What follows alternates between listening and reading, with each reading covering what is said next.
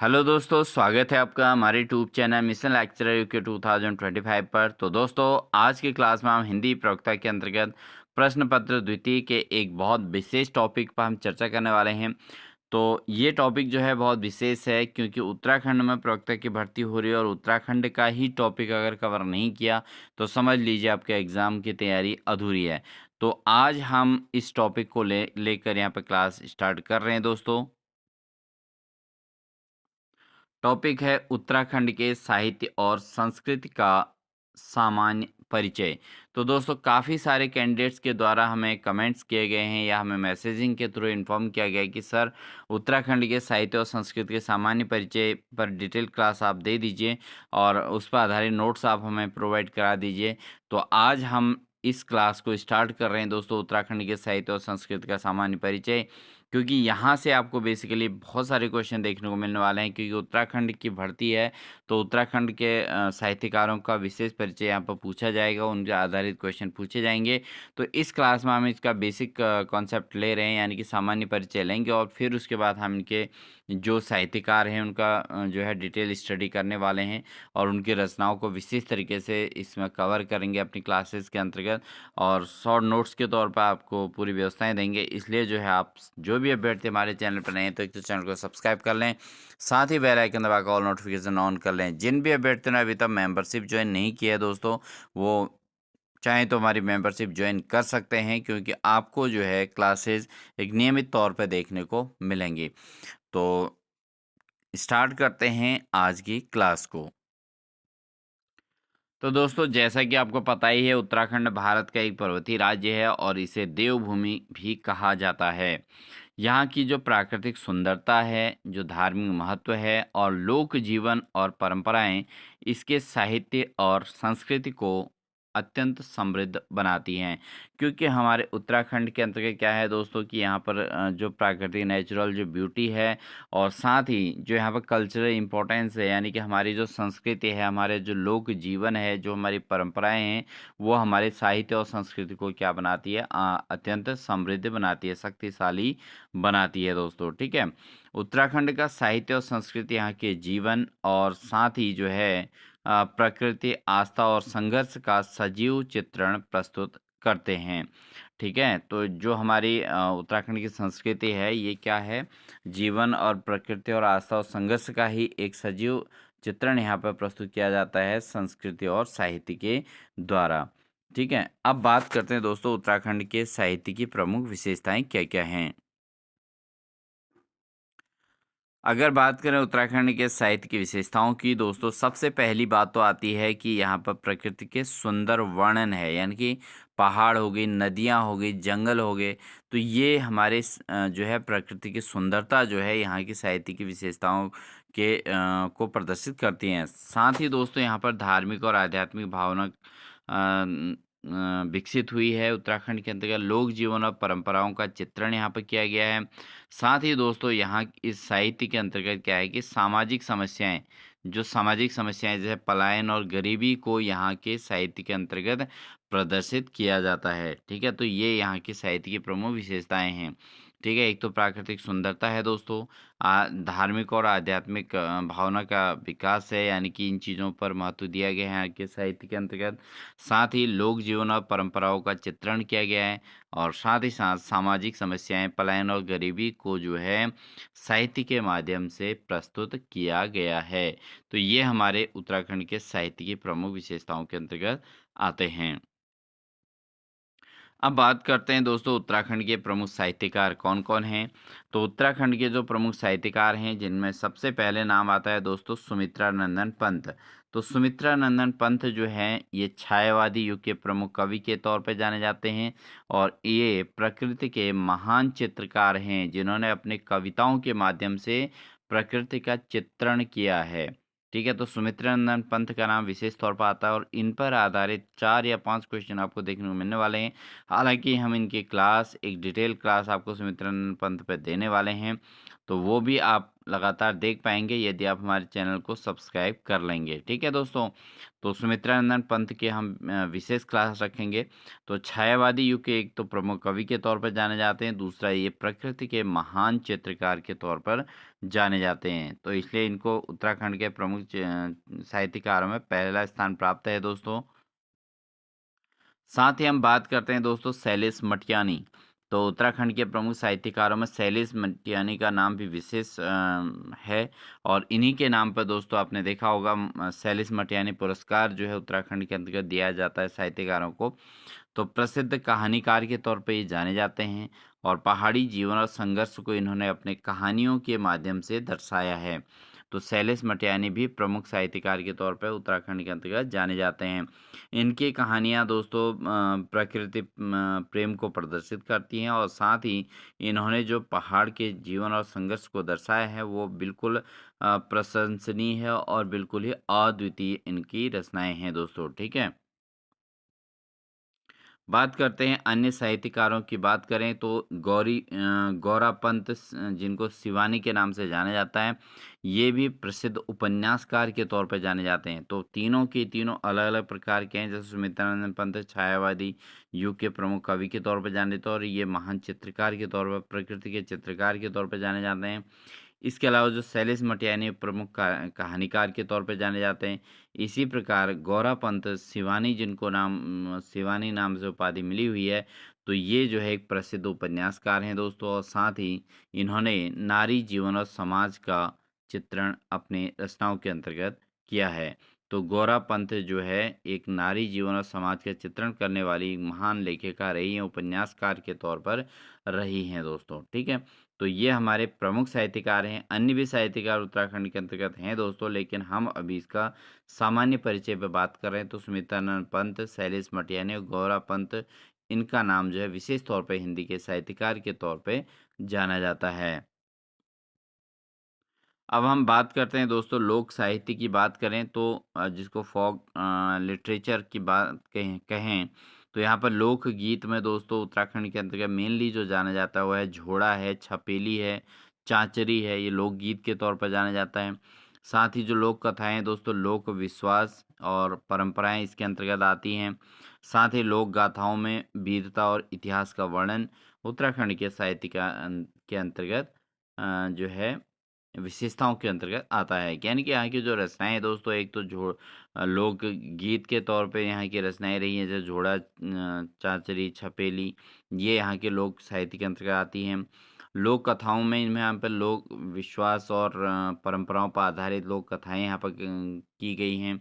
साथ ही लोक गाथाओं के अंतर्गत दोस्तों यहाँ पर जो वीरता और का वर्णन किया गया है, इतिहास का वर्णन किया गया है। तो ये जो है लोक साहित्य जो है में आम जनता का जीवन झलकता है दोस्तों। ठीक है, तो उत्तराखंड के साहित्य के अंतर्गत क्या होता है कि लोक साहित्य में आम जीवन भी जो है यहाँ पर झलकता है। ठीक है, अब उत्तराखंड की क्या-क्या भाषा हैं, क्या-क्या बोलियाँ हैं, हम इन पर बात करेंगे। अगर उत्तराखंड के बोलियों की बात आती है दोस्तों, तो उत्तराखंड में मुख्यतः हिंदी के साथ-साथ कई क्षेत्रीय बोलियाँ बोली जाती हैं। मुख्य तौर पे जो अगर हम बात करें मुख्य रूप से बात करें तो गढ़वाली भाषा, कुमाऊनी और साथ ही जौनसारी, तो ये बोलियाँ हैं क्षेत्रीय बोलियों के तौर पर जाना जाता है। वैसे अगर देखा जाए तो उत्तराखंड में हिंदी का भी बहुत विशेष योगदान है, हिंदी भाषा भी बहुत पॉपुलर तौर पर चलती है, लेकिन हमारे क्षेत्रीय भाषाओं में गढ़वाली, कुमाऊनी और जौनसारी 3 भाषाओं को प्रमुखता से स्थान मिला हुआ है उत्तराखंड के साहित्य के अंतर्गत। ठीक है, तो ये यहाँ की साहित्य की विशेषताएँ हैं कि यहाँ पर जो साहित्यिक रचना हुई है तो गढ़वाली में भी हुई है, कुमाऊनी में भी हुई हैं, जौनसारी में भी हुई हैं, साथ ही हिंदी में भी जो है उत्तराखंड की संस्कृति को प्रदर्शित किया गया है। ये सभी हिंदी की सहायक बोलियाँ हैं और स्थानीय संस्कृति को जीवित रखती हैं दोस्तों। ठीक है, तो इसलिए जो है इनको प्रमुखता से स्थान मिला हुआ है। अब उत्तराखंड के साहित्य की विशेषताओं के साथ अगर हम बात करें उत्तराखंड की सांस्कृतिक विशेषताएं क्या हैं। एक तो यहाँ पर सरल और धार्मिक जीवन शैली है। साथ ही प्रकृति के प्रति गहरा सम्मान है। ठीक है? मतलब एक नेचुरल जो नेचर के प्रति जो है सबका सम्मान है, नेचर को डिस्टर्ब करने का कोई इस तरीके का प्रावधान नहीं है और उस पे विरोधाभास भी व्यक्त किया गया है।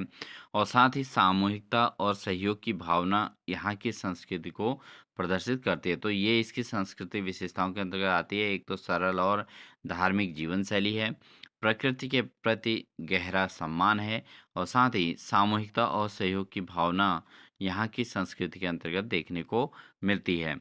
तो दोस्तों ये हमारी विशेष जो नोट्स हैं ये आप इनको ज़रूर अपने उसमें नोट कर लीजिएगा, क्योंकि हम इस टॉपिक को जो है बहुत अच्छे तरीके से कवर करेंगे। क्योंकि जब उत्तराखंड के अंतर्गत कोई भी एग्ज़ाम हो रहा हो और आप उत्तराखंड के अतिरिक्त अन्य स्टेट के भी फॉर्म भरेंगे और अन्य स्टेट की जानकारी अगर जुटाएं तो उस स्टेट से संबंधित काफ़ी सारे क्वेश्चन पूछे जाते हैं। तो उत्तराखंड के अंतर्गत उत्तराखंड का अगर उन्होंने सिलेबस में रखा है उत्तराखंड का साहित्य, तो यहाँ से काफ़ी सारे क्वेश्चन आपको देखने को मिलने वाले हैं। तो पूरे 300 नंबर के पेपर में समझ लीजिए कि 40, 50, 45 क्वेश्चन आपको उत्तराखंड के साहित्य से संबंधित देखने को मिलेंगे। तो बिल्कुल भी स्किप ना करें इन टॉपिक को, क्योंकि हम आज से इस क्लास को स्टार्ट कर रहे हैं और ये हमने बेसिकली आपको जो है उत्तराखंड के साहित्य का बेसिक इन्फॉर्मेशन आज की क्लास में हम दे रहे हैं। तो लगातार क्लास में बने रहने के लिए चैनल को सब्सक्राइब कर लें और साथ ही दोस्तों हमने डिस्क्रिप्शन में कुछ बुक्स के लिंक आपको प्रोवाइड करा रखे हैं। अगर आप चाहें तो वहाँ से बुक परचेज़ कर सकते हैं। तो आप देख लीजिएगा ज़रूर और साथ ही अगर आपको लगे कि बुक्स अच्छी हैं और हेल्पफुल हो सकती हैं तो आप ज़रूर वहाँ से परचेज़ कर सकते हैं। बुक्स का डिटेल दोस्तों किसी प्रकार का कोई वो नहीं है, किसी चीज़ का ऐड नहीं किया जा रहा है। हमें जो सही लगा हमने उसको आपको प्रोवाइड कराने का प्रयास किया है। तो आप ज़रूर अपनी ओर से देखिएगा और अगर कोई हेल्पफुल बुक आपको लगती है तो आप ज़रूर वहाँ से परचेज़ कर लीजिएगा। अब बात करते हैं दोस्तों उत्तराखंड के प्रमुख त्योहार क्या-क्या हैं। जैसे हरेला है, प्रकृति और कृषि से जुड़ा हुआ त्योहार है। फूलदेई जो है बच्चों का त्योहार है। उत्तरायणी मकर संक्रांति पर आधारित है, ठीक है? और नंदा देवी राजजात यात्रा जो दोस्तों ये धार्मिक तौर पे उत्तराखंड की संस्कृति को प्रदर्शित करता है। तो इन्हीं पर आधारित दोस्तों उत्तराखंड का साहित्य टिका हुआ है। जैसे हरेले पर भी सांस्कृतिक तौर पे हरेले की जो पर्व है हमारी, हरेला पर्व है, फुलदेई है, उत्तरायणी है, नंदा देवी राजा यात्रा है, तो इस पर भी सांस्कृतिक तौर पर या साहित्यिक तौर पर रचनाएँ की गई हैं। तो ये भी आपने जो है स्टडी करना है। तो इसलिए आपको पता होना चाहिए कि प्रमुख त्योहार क्या हैं। हरेला है, फुलदेई है, उत्तरायणी है, मकर संक्रांति जिसको उत्तरायणी नाम भी दिया गया है। साथ ही नंदा देवी राजाद यात्रा, ये प्रमुख त्योहार के तौर पर उत्तराखंड के अंतर्गत जाने जाते हैं। अब हम बात करते हैं दोस्तों उत्तराखंड के जो लोक नृत्य हैं, जैसे झोड़ा है, छपीली है और तांदी है। ये उत्तराखंड के लोक नृत्य हैं। ये नृत्य क्या होते हैं दोस्तों, उत्सव और खुशियों का प्रतीक के तौर पर जाने जाते हैं। इसके अतिरिक्त तो दोस्तों यहाँ की जो लोक वेशभूषा है, जैसे पुरुष जो है कुर्ता पाजामा और टोपी पहनते हैं। महिलाएं क्या-क्या पहनती हैं, घाघरा पहनती हैं, पिछौड़ा पहनती है और आभूषण पहनते हैं। हालाँकि हम पूरी चीज़ों को अच्छे से तरीके से स्टडी करेंगे। एक जिस हिसाब से सिलेबस है उसी के अकॉर्डिंग कवर करेंगे। तो ये बेसिक जानकारी है, जिसमें लोक वेशभूषा हम आपको बता रहे हैं कि पुरुष कुर्ता पाजामा और टोपी पहनना यहाँ के उसमें रहा है और साथ ही महिलाएँ जो है घाघरा, पिछौड़ा, आभूषण ये चीज़ें पहन के जो है इस संस्कृति को प्रदर्शित करती हैं। अब बात करते हैं दोस्तों उत्तराखंड के खान-पान की। तो यहाँ पर मडवे की रोटी, झंगोरे की खीर जो है और भट की दाल, ठीक है? ये 3 चीज़ें यहाँ पर महत्वपूर्ण तौर पे खान-पान के में ली जाती हैं और ये भोजन स्वास्थ्यवर्धक पारंपरिक है। तो उत्तराखंड के साहित्य के अंतर्गत हम इसको इसलिए आपको बेसिकली बता रहे हैं दोस्तों, क्योंकि उत्तराखंड की जो साहित्यिक रचनाएँ हैं वो सब इन्हीं पर आधारित हैं। ठीक है? तो ये बेसिक हम आज की क्लास के अंतर्गत रख रहे हैं इसको। अब बात करते हैं कि फाइनली उत्तराखंड का जो साहित्य और संस्कृति है वो यहाँ के प्राकृतिक सौंदर्य, धार्मिक आस्था और लोक जीवन का अद्भुत संगम के तौर पे जाना जाता है, ठीक है? तो ये इसके साहित्य की प्रमुख विशेषताएँ हैं। मुख्य तौर पे अगर हम देखें तो एक तो प्राकृतिक सौंदर्य है जिस पर हम बार-बार चर्चा कर रहे हैं, धार्मिक आस्था है यहाँ पर और लोक जीवन का एक अद्भुत संगम यहाँ पे देखने को मिलता है। यह न केवल राज्य की पहचान है बल्कि हिंदी साहित्य को भी समृद्ध बनाता है दोस्तों, ठीक है? तो यहाँ पर राज्य की जो ये राज्य का पहचान है, उन्हीं को आधार मानते हुए यहाँ के कवियों ने, साहित्यकारों ने, लेखकों ने, उपन्यासकारों ने अपने उपन्यास, अपने निबंध, अपनी कहानियाँ और अपनी क रचनाएँ, वो सब यहाँ की स्थितियों को, यहाँ के खान-पान को, यहाँ के प्राकृतिक सुंदरता को, यहाँ के पर्वत श्रेणियों को, इन्हीं को माध्यम बनाकर रचनाएँ की हुई हैं दोस्तों। तो इसलिए आपको ये सारी बेसिकली चीज़ें यहाँ पर बतानी ज़रूरी थी। ठीक है? तो ये चीज़ है मेन। अब हम बात करेंगे दोस्तों इस पर आधारित एमसीक्यू प्रश्न, जो शॉर्टली आपको इतने ही टॉपिक पर देखने को मिलेंगे, क्योंकि हमने जो आज बेसिकली फर्स्ट स्टार्टिंग इस क्लास का रखा है, तो उसी पर आधारित आपको देखने को मिलेंगे क्वेश्चंस। तो एक भी क्वेश्चन आपका गलत नहीं होना चाहिए। तो क्वेश्चन नंबर 1 है दोस्तों, उत्तराखंड को किस नाम से जाना जाता है? पर्वत प्रदेश, देवभूमि, हरित प्रदेश या संस्कृति भूमि? तो बहुत आसान सा प्रश्न है दोस्तों, उत्तराखंड को किस नाम से जाना जाता है? ये जाना जाता है देवभूमि के नाम से। तो ऑप्शन नंबर बी इसका सही आंसर हो जाएगा। अगला क्वेश्चन है, उत्तराखंड के साहित्य में मुख्य रूप से किसका वर्णन मिलता है? तो उत्तराखंड का जो साहित्य है, इसके अंतर्गत सबसे मुख्य तौर पर किस चीज़ का वर्णन देखने को मिलता है दोस्तों? तो समुद्र, रेगिस्तान, प्रकृति या उद्योग? तो दोस्तों उत्तराखंड के साहित्य की अगर हम बात करें, तो यहाँ पर मुख्यतः जो देखने को मिलता है वो किसका वर्णन देखने को मिलता है? वो मिलता है प्रकृति का वर्णन। तो ऑप्शन नंबर सी इसका सही आंसर हो जाएगा। अगला प्रश्न है, उत्तराखंड में कौन उत्तराखंड के प्रसिद्ध कवि हैं? निम्न में से कौन उत्तराखंड के प्रसिद्ध कवि हैं? प्रेमचंद, सुमित्रानंद पंत, कबीर या तुलसीदास? तो इन चारों में से कौन उत्तराखंड के प्रसिद्ध कवि के तौर पर जाने जाते हैं? तो उत्तराखंड के जो प्रसिद्ध कवि हैं दोस्तों, वह हैं सुमित्रानंदन पंत, जिनका नाम हमने सबसे पहले ही लिया था उत्तराखंड के प्रमुख कवियों में। तो सुमित्रानंदन पंत का नाम सबसे पहले आता है। अगला प्रश्न है, सैलिस मटियानी किस विधा के लेखक हैं? तो सैलिस मटियानी उत्तराखंड के अंतर्गत किस प्रकार की विधा के लेखक हैं? ऑप्शन है नाटक लिखा या कहानी या कविता या निबंध? तो दोस्तों सैलिस मटियानी जो हैं वो मुख्यतः उत्तराखंड के अंतर्गत कहानी लेखन के लिए प्रसिद्ध हैं, इसलिए ऑप्शन नंबर बी इसका सही आंसर हो जाएगा। सैलिस मटियानी को कहानी लेखन के लिए प्रसिद्ध माना गया है। अगला प्रश्न है, शिवानी का वास्तविक नाम क्या है? तो शिवानी को वास्तविक रूप से किस नाम से जाना जाता है? उनका वास्तविक नाम क्या है? महादेवी वर्मा, गौरा पंत, सुभद्रा कुमारी या अमृता प्रीतम? तो दोस्तों जो शिवानी का वास्तविक नाम है वो क्या है? गौरा पंत। ठीक है, तो ऑप्शन नंबर बी इसका सही आंसर हो जाएगा। अगला प्रश्न है, निम्न में से कौन लोक नृत्य है? तो लोक नृत्य कौन से है? भरतनाट्यम, कथक, झोड़ा या ओडिसी? तो उत्तराखंड के लोक नृत्य की बात हो रही है दोस्तों, तो उत्तराखंड का जो लोक नृत्य है वो दोस्तों वह है झोड़ा। झोड़ा उत्तराखंड का प्रमुख लोक नृत्य के तौर पे जाना जाता है। अगला प्रश्न है, गढ़वाली और कुमाऊनी क्या हैं? तो बहुत आसान सा प्रश्न है दोस्तों, क्योंकि हम सब उत्तराखंडी हैं और उत्तराखंड के बारे में तो सब कुछ जानते ही हैं। तो गढ़वाली और कुमाऊनी क्या है? भाषाएं, बोलियां, लिपियां, धर्म? तो यहाँ पर बहुत सारी दिक्कतें भी आती हैं दोस्तों, बहुत अधिकांश लोग उसको भाषा समझते हैं, बट ये गढ़वाली और कुमाऊनी भाषा में नहीं गिनी जाती हैं। ये क्या होती हैं दोस्तों? ये होती हैं बोलियां। क्या होती हैं? बोलियों के तौर पर जानी जाती है, तो इसलिए ऑप्शन नंबर बी इसका सही आंसर होगा। अगला प्रश्न है, हरेला त्योहार किससे संबंधित है? तो हरेला त्योहार जो संबंधित है दोस्तों, ऑप्शन है व्यापार, युद्ध, प्रकृति और कृषि या शिक्षा? तो जो हरेला त्योहार जो है किससे संबंधित है? ये संबंधित है दोस्तों प्रकृति और कृषि से संबंधित। ठीक है, तो हरेला त्योहार प्रकृति प्रेम और कृषि को प्रदर्शित करने वाला त्योहार है, इसलिए ऑप्शन नंबर सी इसका सही आंसर हो जाएगा। अगला प्रश्न है, उत्तराखंड के पारंपरिक भोजन में क्या शामिल है? तो उत्तराखंड का जो पारंपरिक भोजन है इसमें क्या शामिल है? जैसे पिज्ज़ा है, बर्गर है, मडवे की रोटी है, पास्ता है? तो उत्तराखंड का जो पारंपरिक भोजन है दोस्तों उसमें क्या है? मडवे की रोटी। तो पारंपरिक भोजन में मडवे की रोटी मुख्यतः शामिल है, तो ऑप्शन नंबर सी इसका बिल्कुल सही आंसर हो जाएगा। बढ़ते हैं दोस्तों इस क्लास के अंतिम क्वेश्चन की ओर। उत्तराखंड की संस्कृति की प्रमुख विशेषता क्या है? तो यहाँ पर आपके पास देखो भौतिकवाद भी दिया है, सरल और धार्मिक जीवन दिया है, आधुनिकता दी गई है, औद्योगिकीकरण।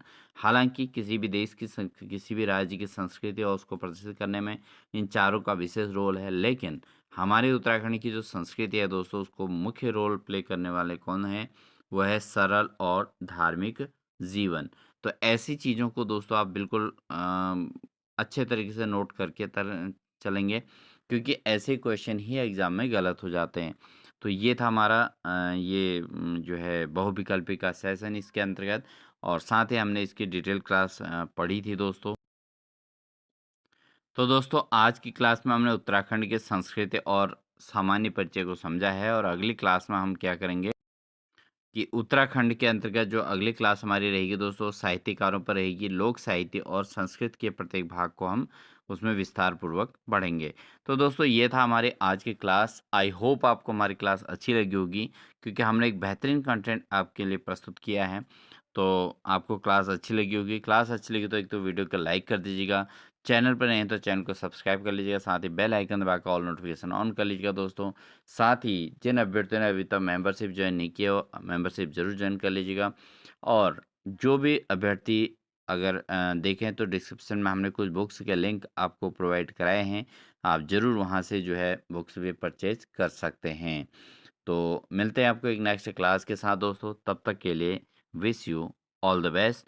साथ ही दोस्तों जो डिस्क्रिप्शन में जो है प्रैक्टिस सेट की जो लिंक दिया गया है, आप ज़रूर उस बुक को खरीद सकते हैं अगर आपको वो ठीक लगे तो। ठीक है? तो मिलते हैं नेक्स्ट क्लास में, तब तक के लिए wish you all the best.